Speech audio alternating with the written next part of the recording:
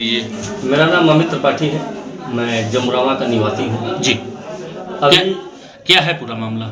हमारे गांव में 2021 में जब चुनाव हुआ जी। तो उसमें एक प्रधान निर्वाचित हुए रोशन जी जी जो कि अभी इसी 14 मई को जी 2023 को जी वो अयोग्य घोषित हुए। जी जी और उनका पद निरस्त किया गया और यहाँ फिर से उपचुनाव हुआ। जी उपचुनाव में हमारे गांव में अनुराग कुमार नए प्रधान निर्वाचित हुए। जी अब रोशन की प्रधानी जो पूर्व के प्रधान रोशन रहे जी उनकी प्रधानी बंदूक की नोक पर दीपू यादव करते रहे। जी जी दीपू यादव एक इस क्षेत्र में लूट डकैती जैसे अप्रिय घटनाएं रोज घटित होती है उसका सरगना है दीपू यादव। जी जी वो आए दिन लोगों के खिलाफ अनर्गल बयान करता है और अनर्गल आरोप लगाता है। जी उनके द्वारा ग्राम पंचायत में जो भी विकास कार्य कराए गए जी उसका समस्त लेखा जोखा मेरे पास है। जी रोशन गांव का प्रधान होने के बावजूद भी वो इतनी गरीबी इतनी लाचारी में जी रहा था कि उसके पास 10 रुपए के लिए भी मोहताज रहा।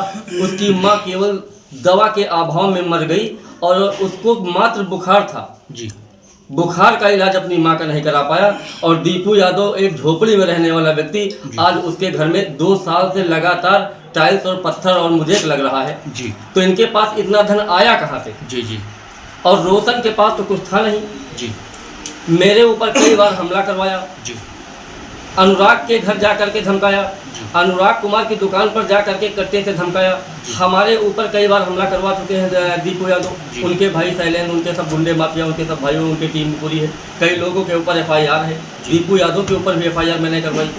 और दीपू के पास गैंग भी है क्या? हाँ, दीपू गैंग चलाता है और दीपू इस क्षेत्र का नामचीन गुंडा माफिया है। जी जी हम लोगों के साथ कई बार ऐसी अप्रिय घटना हो चुकी है। जी जी थाना महाराजगंज, थाना शिवगढ़, कई थानों में उनके खिलाफ अनगिनत मुकदमे चल रहे हैं। जी जी अभी एक दीपू यादव का एक बयान आ रहा है कि 25 लाख रुपए 27 लाख रुपए का गबन जो हो गया। जी जी इस संबंध में मैं एक बात कहना चाहता हूं कि जो लोग इसमें दीपू यादव ने जो आरोप लगाए हैं वो ग्राम पंचायत के निर्वाचित सदस्य रहे। जी जी और उसी की आड़ में वो गाँव के प्रधान जो पूर्व में रहे रोशन। जी जी रोशन वाकई में प्रधान के पद पर कभी था जरूर, लेकिन उस कुर्सी पर नहीं बैठ पाया। उसका डोंगल उसके पास नहीं था, उसके पास दस्तखत करने की अथॉरिटी नहीं थी। सारा कुछ दीपू यादव स्वयं करते थे। ये पूरे देश और क्षेत्र के लोग जानते हैं।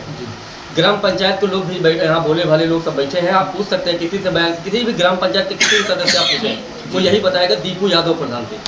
अब दीपू यादव ने जो भी भुगतान किया है अपने भाइयों के नाम पर, इसमें शैलेंद्र कुमार के नाम पर भुगतान किया, इसमें आलोक कुमार के नाम पर 2.5-3 लाख रुपए का एक वर्ष में भुगतान हो गया मजदूरी के नाम पर। जी जी ये कहीं ना कहीं गलत है। दूसरी बात एक और आई है, जो लोग अभी कल परसों में बयान कर रहे थे उसमें से रामबरन अर्जुन रामबरन रामाश्रय, शिवबरन रामाश्रय, अर्जुन रामपाल, शिवकली राम सजीवन और राम भक्त राम आश्रय, इन लोगों के खिलाफ 1994 में कृषि आवंटन किए गए थे जो पूर्णतः गलत है, निरस्त है।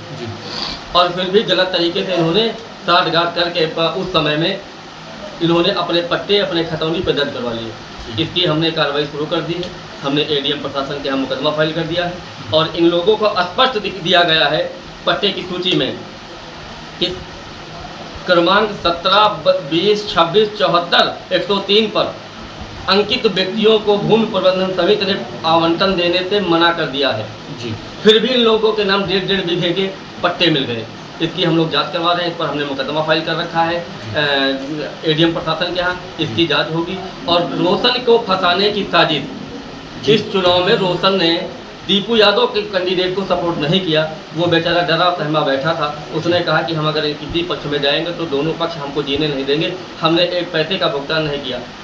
और उसके बाद चौकीदार पर हमला करवाया। यहाँ पर राकेश कुमार एक चौकीदार है जो दलित समाज से आता है।